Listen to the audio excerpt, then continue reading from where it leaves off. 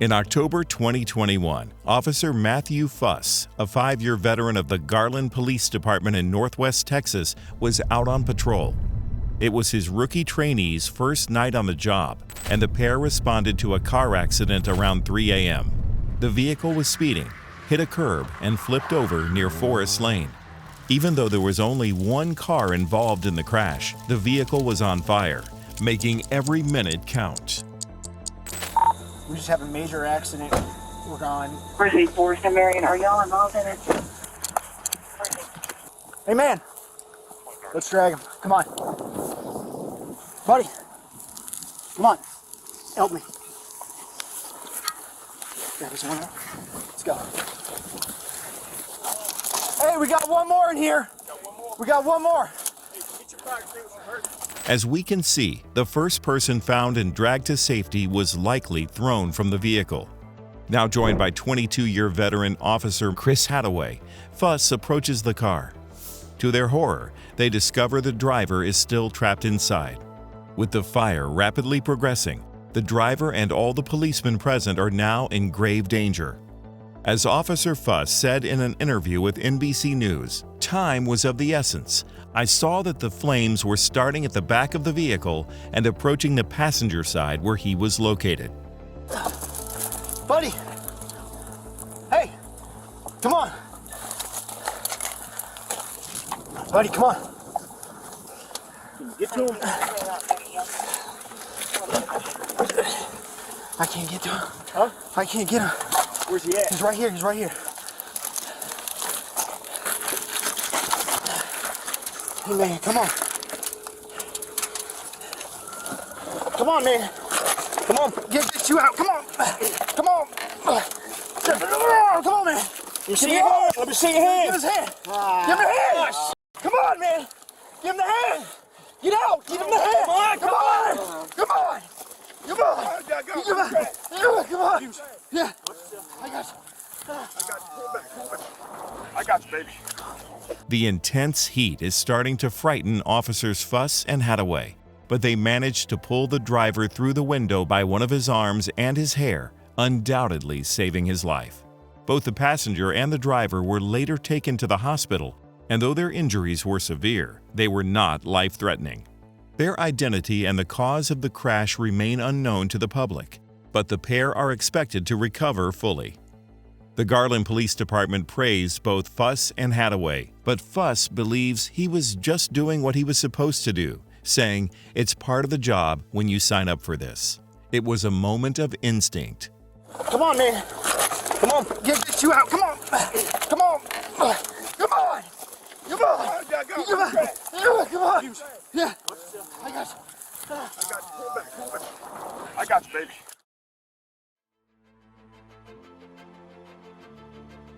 Around 6 p.m. on Saturday, March 21, 2020, 4 officers from the North Kent local policing team arrived at an abandoned quarry just off of Pier Road in the town of Northfleet and discovered a man hanging from the edge of a cliff. Since the cliff was roughly 50 feet high and a fall could be deadly, time was crucial. One of the 4 officers remained at the base of the precipice, prepared to provide first aid, while the other 3 scrambled to the top, hoping to pull the man to safety. We're doing everything we can, mate. You hold on. Hold on. I've got a belt. Hold on. You can do this, mate. Come on, we can help. Right. Dave, get you on me. My legs, mate. Hold on, mate. Hold on. We need you there, mate. Don't you think so? Yes, all received them. Thank you.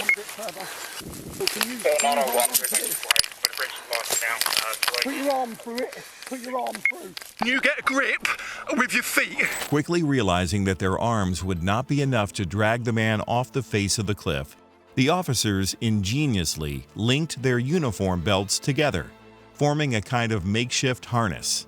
Though this helped stabilize the man's position, it was still not enough to haul him upwards. With the man rightfully terrified, two of the officers continued to encourage him with cries of, Hold on, mate. Hold on. while the third ran to a nearby residence and obtained a length of rope. Grip on this now. Put your arm round it. Put your arm round it. That's the one. Good lad. Good lad. You get him, I've got rope. Keep going, don't Keep going. Come on, Someone mate. get hold of me. Someone get hold of me Got now. you. keep coming. Give me your hand. Give me your hand. Keep coming. Come on. Come on. Well done. You're safe, mate. The rope was thankfully enough to transfer the man to safety, just as the Kent Fire and Rescue Services arrived to provide medical assistance.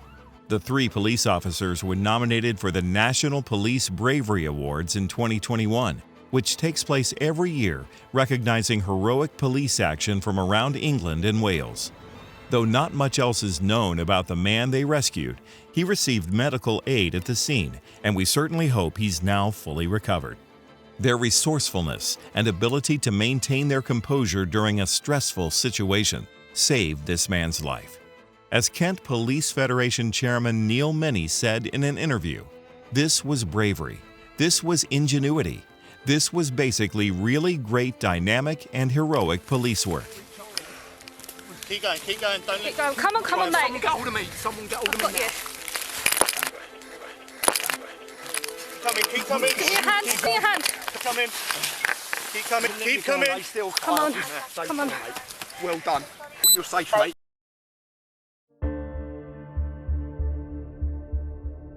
In July of 2021, two officers with the San Diego County Sheriff's Department in California had a rather alarming day on the job. Corporal Scott Crane and his trainee, Deputy David Fyvie, responded to a trespassing call at a mortuary in San Marcos, California, a quiet suburb to the north of San Diego. While processing the suspect's vehicle, the pair stumbled upon a white powdery material. I'll bring back there just Okay. get started. Copy that. Want to do it on our hood or on the trunk? Do it on the front. Okay. 92 call for April will advise HV. Any worse specific? Okay. Probably. Is it just evolved and we found dope and then there's a BB gun and then the guy came out and I guess the guy attempted to burg this place. So we're finishing up here. We're waiting for a tow and then Galvan's at the hospital sitting on him. After taking the powder to the back of their police cruiser, Fyvie begins to test the substance to see if it was some kind of drug. When the results come back positive for fentanyl, Crane advises Fyvie to step back, but it was already too late.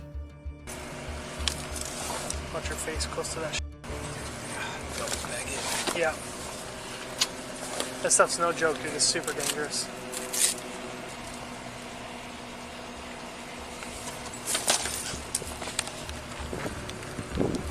Paul 6, start me 1141 for my partner. You alright, dude? As Fyvie recounts, "I remember just not feeling right in that fallback, and I don't remember anything after that." Fentanyl is a synthetic drug that can be downright deadly, so Fyvie's reaction prompted a feeling of urgency in his superior officer. Paul 6, code cover. Hey, dude. Wake up. Hey, buddy. From military 91 Paul 6, you know? Yes, code cover.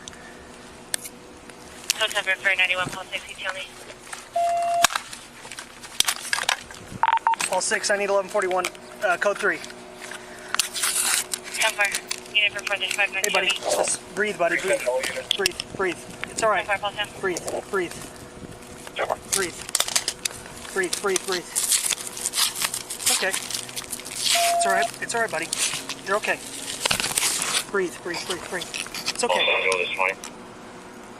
I got you. I got you. Breathe. Breathe. 91 6, from here at 435 North TOV. It's okay. Breathe. It's okay. Breathe. It's okay. Give me the air. I need Narcan. I've already administered 2. There you go. If your breathing feels better on your side, we can really back over, okay? Do you think it was a dope, or do you think you were having heat exhaustion? No, it was good. Just got lightheaded and. 111, 5097 attached, engine I like- 141. Where's the material? It's in the trunk. It's in that clear plastic bag right there. Yeah. It tested positive for fentanyl. His pulse is good and. I don't have any. Hey man, your pulse feels great, all right? It's good. Good, normal rhythm. Clear ET, Sarge. Three? Yeah. Although his superior acts quickly, administering the drug Narcan, which can offset the effects of a fentanyl overdose, 5E's condition doesn't appear to improve. He received 4 doses of Narcan in total, 2 given to him by Crane, and 2 given to him by paramedics once they arrived. The experience was quite scary for Crane, who noted that 5E continued to fare poorly, ODing all the way to the hospital. Even though fentanyl can be extremely dangerous, medical experts have questioned whether or not 5E's dramatic reaction to the drug was truly an overdose. Dr. Ryan Marino, the medical director of toxicology and addiction medicine at University Hospitals in Cleveland, Ohio, told the New York Times, "The only way to overdose on fentanyl is from injecting, snorting, or some other way of ingesting it. You cannot overdose from secondhand contact." Experts cite 5E's reaction as inconsistent with someone who has overdosed. For example, his lack of response to the Narcan indicates that there were no opioids in his system. Naloxone, the active ingredient in Narcan, quickly reestablishes breathing in an overdose victim, but will not affect others. Additionally, 5E also has a history of fainting spells, and in the footage, he can be heard telling one of the paramedics that this was the 6th or 7th time he had hit his head. The drugs found at the scene were later confirmed to be both fentanyl and methamphetamine, but 5E was never given a toxicology report to see if he had indeed ingested the drug. Though the episode captured on Crane's body cam was frightening for both men to experience, it appears unlikely that it was a real fentanyl overdose. As a result, public outcries sharply criticized the San Diego Sheriff's Department for releasing the video and fear-mongering, arguing that this kind of content would make people, especially first responders, fearful of fentanyl and less likely to help out a person who has overdosed.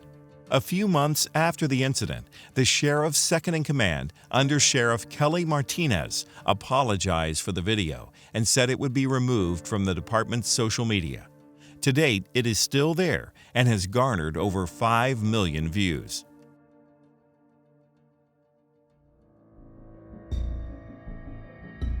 On the night of February 13, 2021, police were called to an elderly couple's home in the small coastal village of Barrow in the United Kingdom.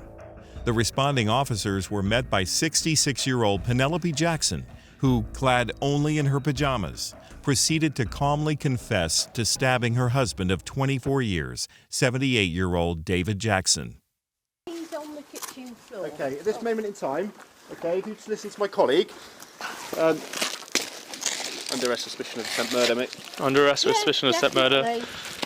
You do not have to say anything. Not but 11. it may harm your defence if you do not mention when questioned anything you later rely on in court. Anything you do say may be given in evidence. I'll go in and see what they do. Yeah. Could I get my coat? Just bear with me 2 seconds. In there. I admit it all. All right. Just get them.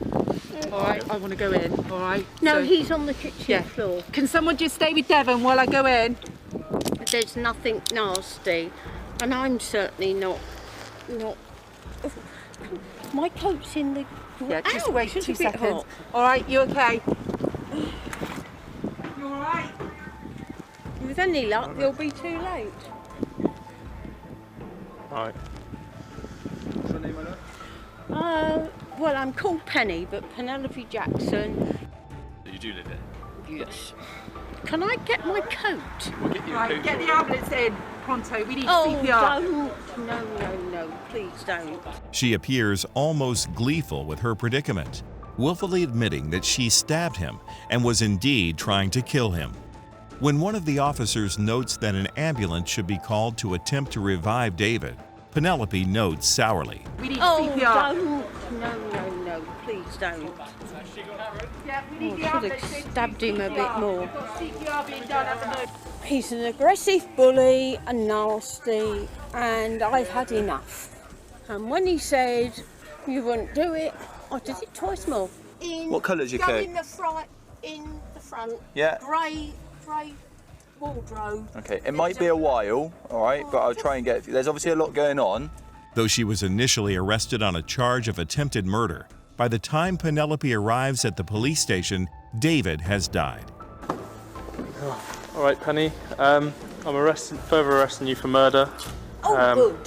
I've already cautioned you, so your necessities for your arrest is for an prompt and effective investigation and stop further harm. Sorry, that one's a bit tight. So This Penny, one's- We're gonna We're going to move them to the rear in a minute. I'm very sorry for being a nuisance. We just got to take a temperature, okay? Yeah. During her trial in October of 2021, David was painted as an abusive husband who Penelope could simply no longer stand.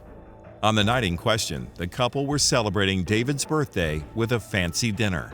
When Penelope served Bubble and Squeak, a dish comprised mostly of potatoes and cabbage, David was reportedly quite irritated by her choice. Bubble and Squeak is considered to be more of a simple meal that likely didn't match the expensive lobster, steak, and champagne they were also consuming. The pair's daughter and son-in-law witnessed their fight over Zoom and were not surprised by the squabbling. As their daughter said, "I rolled my eyes and thought they were just being silly." Unfortunately, after the Zoom call concluded, David and Penelope continued to argue. When Penelope threatened to harm herself with a knife, she says he called her pathetic, causing her to stab him multiple times. Statements from several relatives during her trial corroborate Penelope's claims that she was emotionally and physically abused throughout their marriage, and the authorities were previously called to the home due to David's violent behavior. However, there were conflicting statements that painted Penelope as a loud character who enjoyed baiting people and making them uncomfortable. Ultimately, in October of 2021, she was found guilty of murder and sentenced to at least 18 years in prison. The judge, Martin Picton, stated at her sentencing, "There were no doubt tensions in the marriage, points of friction the lockdown will have accentuated, but I'm quite sure he was nothing like the person you claimed." Public opinion on the matter remains somewhat divided. Was Penelope Jackson a victim of abuse, or was it the other way around? Either way, we'll never know for sure. All right, Penny. I'm further arresting you for murder. Good.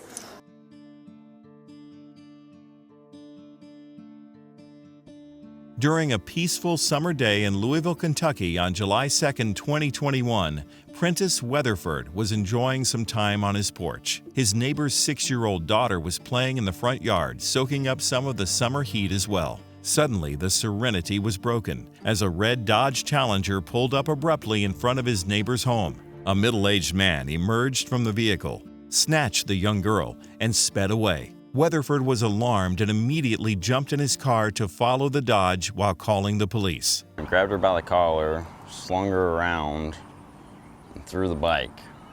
I never thought that I'd be, a witness to something like that. Weatherford was able to relay a partial plate to the officers, and thanks to his quick thinking, Louisville police were able to locate the vehicle within 30 minutes of the kidnapping. I got it, 234 William John.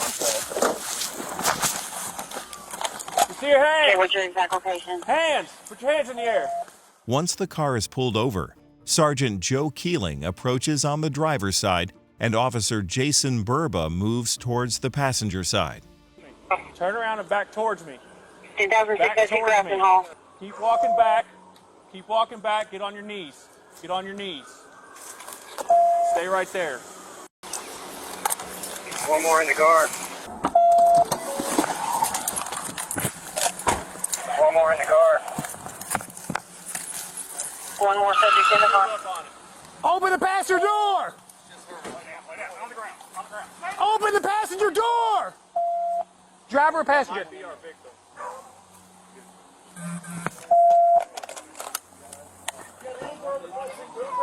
Hello. It's okay. Come here. It's okay. We're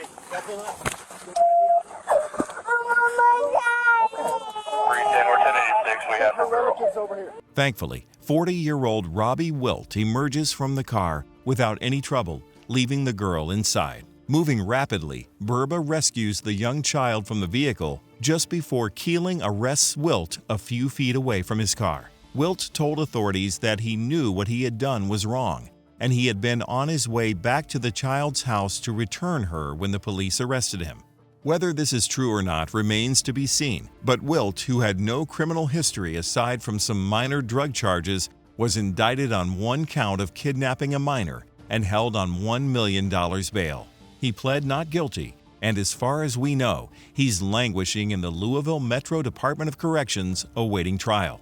As for the girl, she was physically unharmed in the altercation and quickly returned to her family. Even though most kidnappings aren't like this one here, Louisville PD spokeswoman Beth Roth cautioned her community, saying, "More commonly, we see custodial issues as kidnappings. Stranger danger is real.